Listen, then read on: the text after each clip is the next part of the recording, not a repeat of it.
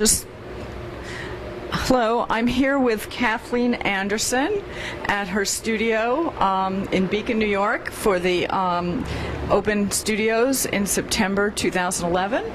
Hi, how are you today? Fine, thank you. We're here to see your work in glass and to hear about your experience learning to do this and working here in Beacon. Okay, sounds good. Tell me about how you learned how to deal with glass and what education you had. Okay. Well, I'd seen it done a couple times when I was younger up in Vermont at Simon Pierce Glassworks, and I'd always been fascinated with glass. And I'd done drawing and painting in high school and hadn't really gotten a chance to try anything 3D. And I went to Alfred University because they really let you get in there and try anything you want. So I got in there and tried painting again, ceramics, welding, hate welding, tried everything, and then I had friends in the glass program and they really just said, you know, I can't believe you haven't tried it yet. Come in here, see what it's all about. And I think I made a paperweight, and from then on I was like, I have to do this. And it was really nice. The professors there at Alfred are really encourage trying different things, and you know, even if you haven't done it before, it doesn't matter, learn at your own pace. So I started going in there and ignoring my other studios and doing glass all the time. So then I started as a junior. And then I just spent all of my time there, really trying to see what I could learn and how I could learn it. And then when I graduated, I was very fortunate to have gone to school with a girl who used to work here in Beacon. Oh, okay. And I was drew the lottery card. I lived within 40 miles of here. Okay. So she needs help because it tends to be about a two-person thing. Right. So she needed an assistant, and I lived closest. So came up here and was helping her a couple times over the summer, and they ended up saying, you know, we're looking to hire somebody. And she said to them, you know, you got to hire Kathleen. And at first we thought, you know, maybe it'll be a couple months.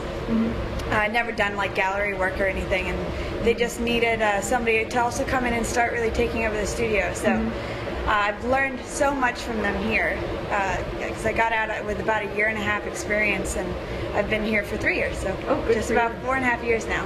Great. Yeah. Could you tell me something about the equipment that we have here? Sure. We have this is not your traditional studio. A lot of places will have at least 3 pieces of equipment that they use that are hot at any point. Here we work right over what's called a furnace.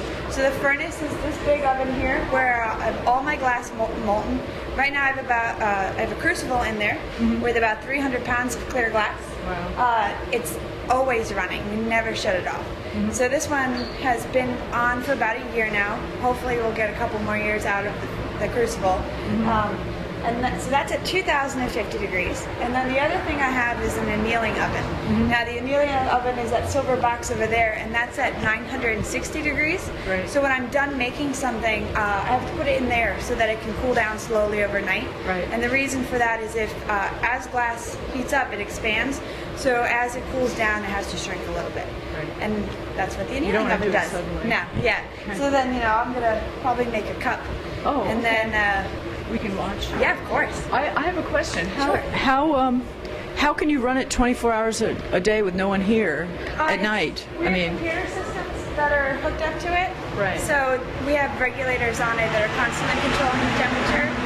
When I'm not working with it, we keep it at 1850, and then when we are working with it, we heat it back up. But we have, you know, so many foolproof systems, and actually our alarm system here is connected through the furnace. So should it shut off, nothing's going to go wrong if it shuts off. It's going to cool down.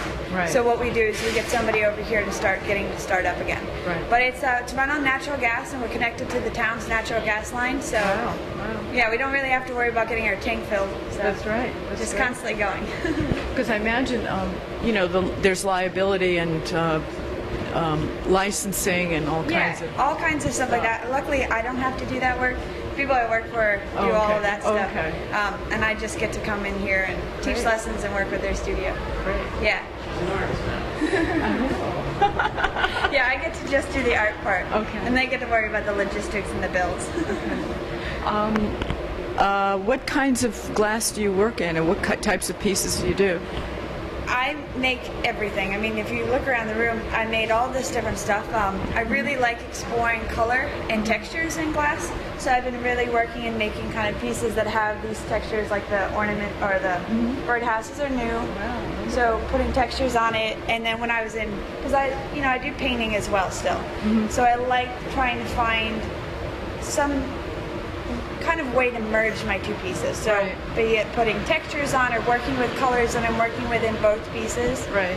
I really like that. And then, I make eggs and things that I like making things that are really functional too, because I feel for some people who aren't really into maybe putting a painting on a wall or don't have a lot of money, something like an egg is still Right. a little beautiful creation that they can take with them. Yeah. Yeah. I mean, sometimes people like small things. Yeah, small things, fun things. I also like making cups because then you're using something that's handmade and almost a tiny piece of art. Right. But you get to use it in your everyday life, which is to me is a really nice transition from doing just painting. Is everything done by blowing the glass, or are there other methods? It's not. So glass blowing is actually a really bad term for what we do here. It should be glass heating, cooling with occasional blowing, but that would be too long. But so something like this is solid glass. So I have a pipe, and I'm really just working with solid glass. There's no blowing involved. But I do have. So anything that's got an interior space, so a lamp, an ornament, a cup, a vase, those things are all blown. So. Right. But Okay. like eggs and paperweights are solid. So the blow pipes that I use, this is a pipe that Wow. I use. That's neat. It's got a mouthpiece on one end for blowing, and then there's a hole that goes the whole length of it, and then this is where the glass goes on this Right. side. Right. So I actually heat this up to about 2,000. I have to heat this up so it's red hot down here. It's all stainless steel, so it's a really poor conductor of heat. Okay. And that's why you can see where it gets black. That's where it gets hot. So I can be sitting down here and adding air. And you won't get burned. Won't get burned.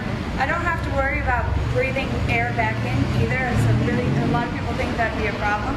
But the pipe is, it's a big piece of steel. Right. And it actually cools the air down once it gets back to you. So if you did breathe in, it's not Right. a problem. Right. And then breathing out is fine too. That's amazing. Yeah. I had no Cool. idea. Yeah. So then I also have.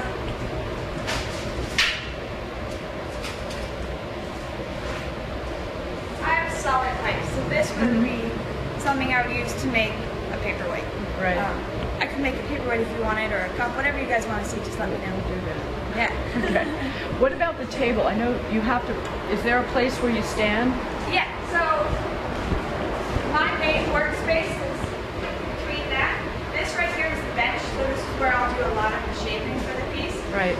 And then this is the table here where I'll do a lot of color adding and shaping and heating and cooling as well.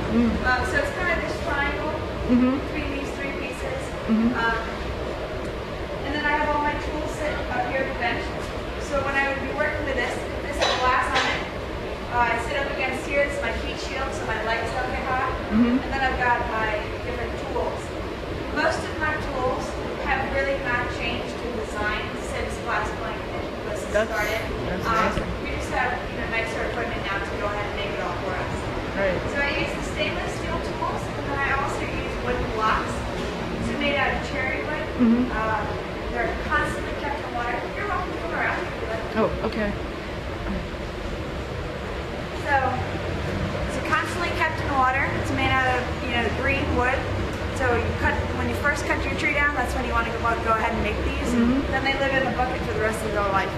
You keep good care of them, and you're not too bad. Something like this will probably last about 5 to 7 years. Wow. Yeah. Great. That's what you do. That's good. Maybe you could show us something? Sure. What would you like to see? Would you like to see how I put a bubble in the glass? Yeah, that'd be great. We start that way, and then if you'd like me to make either a cup or a paperweight or something, I can do that also. Okay. Yeah.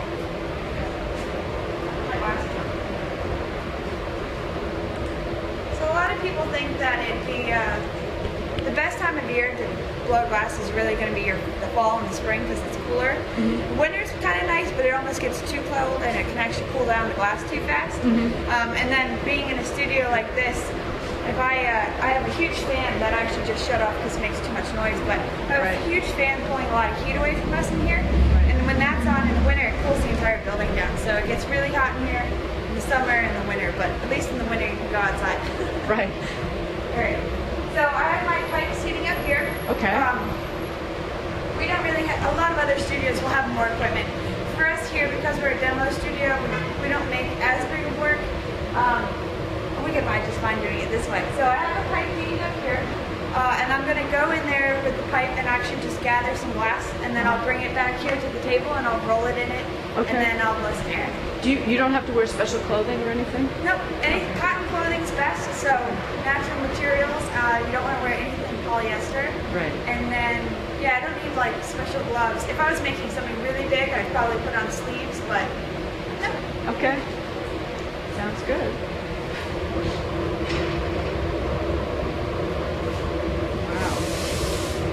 Sometimes they get water in them when they're heating up. Right.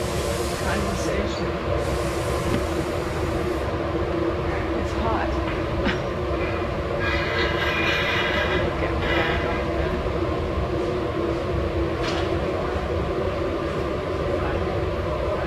Oh, okay. I just don't want to get.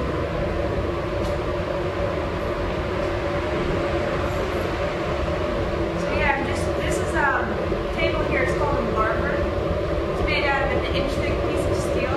Uh-huh. And I'm just rolling my glass on it to cool it, shape it a little bit before I add my bowl. I imagine gravity has a lot to do with the process. Yes. You're constantly working with or against gravity. Right. And you're constantly turning. When you first learn, one of the hardest things to remember is actually to keep turning the pipe. Yeah. So what I just did was I cooled down the glass a little bit, and then when I'm traveling air in the pipe with my thumb, the air wants to go somewhere, so it goes out into the glass. Right. But yeah, when you're first learning, turning is kind of like learning to pat your head and rub your stomach. Eventually it turns into, you don't even have to think about it, so you'll pick up a broomstick and start spinning it. Do they train you with hot glass, or you start off with nothing and just learn? You start off with hot glass, and if you burn yourself, you only do it once. Which I did. You really only burn yourself once because it's such an uncomfortable experience. Oh, yeah. And if you do it more than once, you'll probably get slow burn. Okay. Would you like to see me make this into a cup? Sure. Okay. Is that enough glass for a cup? No, I will actually add a second layer of glass to this. I have to let this glass cool down first. I'll Okay. actually make it a blue cup too, so I'll add some color to it as well. Okay.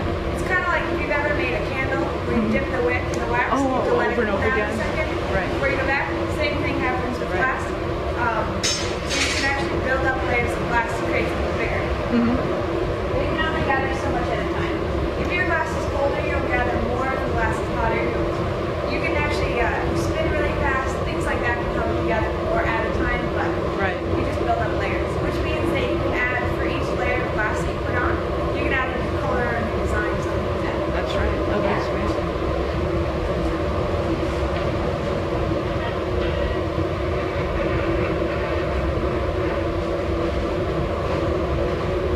Do you throw already made pieces back in there if you don't If like they're them? clear glass, I can recycle them. If they're made out of colored glass, You can't. I save them, and I have a couple artists who turn them into like mosaics that can pour resin over. But otherwise, it's just kind of just throw it out. The other glass that I can't save is glass that has metal in it, so I can't save the part that's attached to the pipe.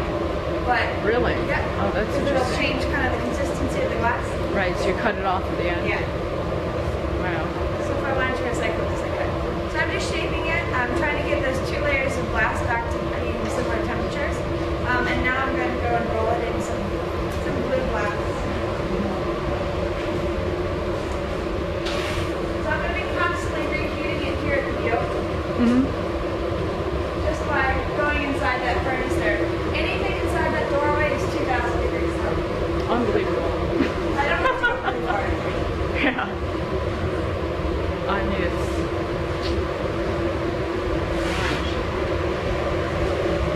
So this stuff that I'm rolling in right now is called brick.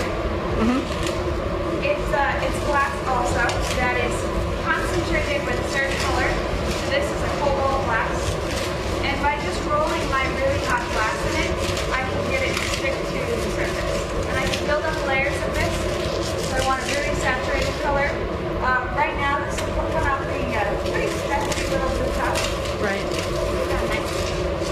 Do the bits and pieces melt? Yep, I'm gonna go melt the one right now. When I melt the one too, when this comes back out, it's not gonna look blue anymore. It's gonna look orange. Just because it's hot and everything at 2,000 degrees was orange. Right.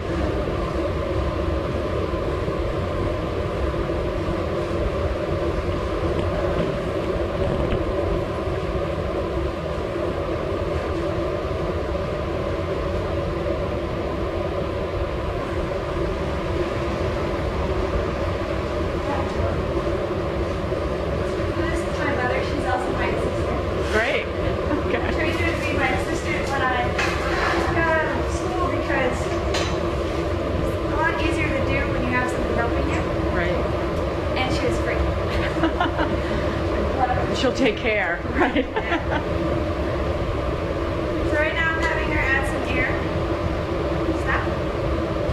Blow up that bubble on the inside, which will actually turn into the inside of the cup. It sort of looks like a light bulb. Yeah. Yeah, they kind of start out, cups kind of start out looking more like ornaments. Right. And then get turned into cups later. So this is going to be a two-step thing. So I'll do most of my work on this pipe here. But then in order to get that opening, I'm going to transfer it to another pipe. Okay.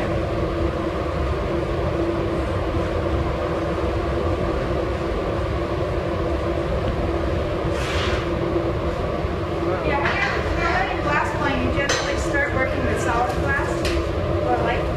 Right. Work with solid glass to kind of feel how it moves and what it does. Stop. And then once you get used to working with solid glass, you add air and then you feel like you don't know what you're doing at all. And then you learn how to work with it. But it moves very differently when it's hollow than when it's completely solid. So now I'm going to go and heat it again. And I'll actually swing it to get it to stretch out to a cup form. Okay. Oh, I can see the specks through the glass. Yeah, especially when you go and heat it. See it here?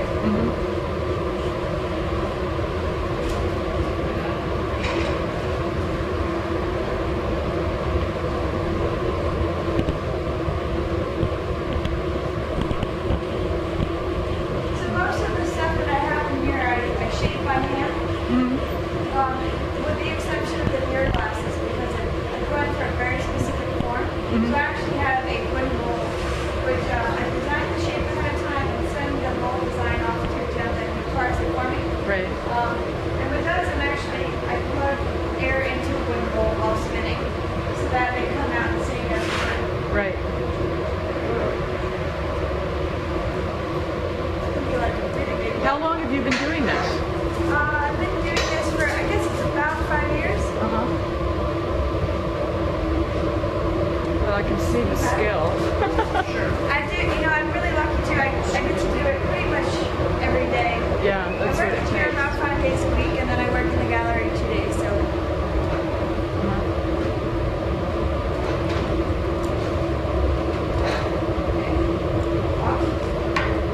Wow. yes. So she's gonna grab a drop of glass, which is actually she's gonna actually come and block you guys. So if you wanted to go to the side right there. Okay. So what she just did was flattening the bottom. Do you want me to go around? That's all right. One for the camera. She just, we just flattened the bottom of this, so that's actually going to be the bottom of the cup. Right. And then she's